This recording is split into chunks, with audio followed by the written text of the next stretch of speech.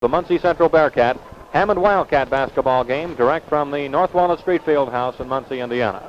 The Muncie Fieldhouse is more than just a place to play basketball, especially if you ask Muncie resident Kay Rankin, a Bearcat through and through. The Fieldhouse has always been the one building in this city that has brought the community together. That has been the one thing that would bridge all gaps. So when a tornado ripped through Muncie in late November of 2017, damaging the fabled Fieldhouse, it was felt throughout the community. I mean, I was just devastated and heartbroken. And then Chandler Thompson gets the head coaching job, and then boom, he can't play at the Fieldhouse where he played his high school career. And you would think Muncie Central boys basketball head coach Chandler Thompson, a former state champion with the 1988 Bearcat basketball team, is frustrated that he still can't play in his former stomping grounds. But he knows it is out of his hands. Because I can't control what happened. Mother Nature came in day before our first day of practice and tore down the field house.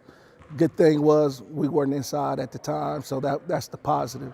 The negative of it is we haven't had a chance to be up in there. Thompson does, however, know one thing about when those field house doors open back up to embrace the public.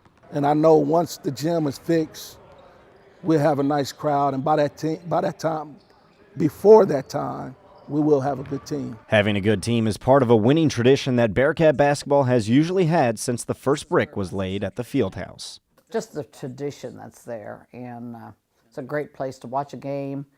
And I've had a lot of coaches tell me, and players, former players, say that was one of their favorite places to play. It's just a great atmosphere in which to play. Players like Marty Eckelbarger, a former state champion from the 1963 Muncie Central squad, always remember their first experience entering the Fieldhouse in Bearcat purple.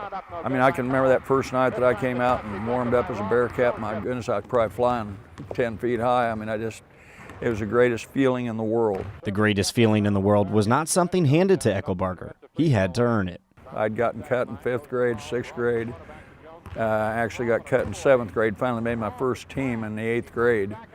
And we had 5 junior high schools, so that was tough. I mean, you made a team, but you're not close to getting onto that high school team. But he finally did, and it was worth every ounce of effort because Bearcat pride runs deep.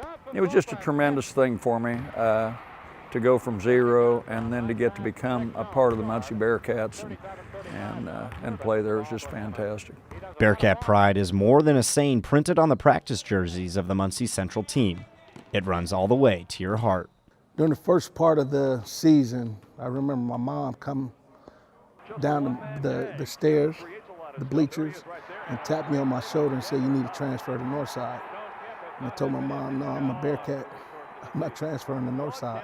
No, because I knew that we had a winning tradition here. So for me, winning and being a Bearcat was everything. I bled purple at that time. Every Muncie Central player, every die-hard fan bleeds that Bearcat purple, and it helps bring hope when looking to the future of the Fieldhouse.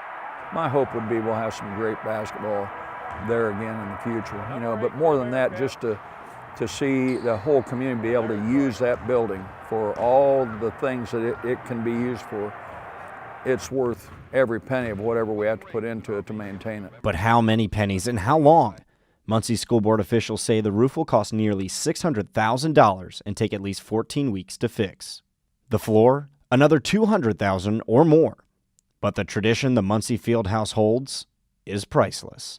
In Muncie, that was the greatest thing in high school going, and in high school basketball period over the state of Indiana. There wasn't a better, more traditional program than Muncie was. So yeah, it was worth all the work, and I was in heaven. Now heaven just needs some angels with hard hats. In Muncie, Josh Shelton, NewsLink, Indiana.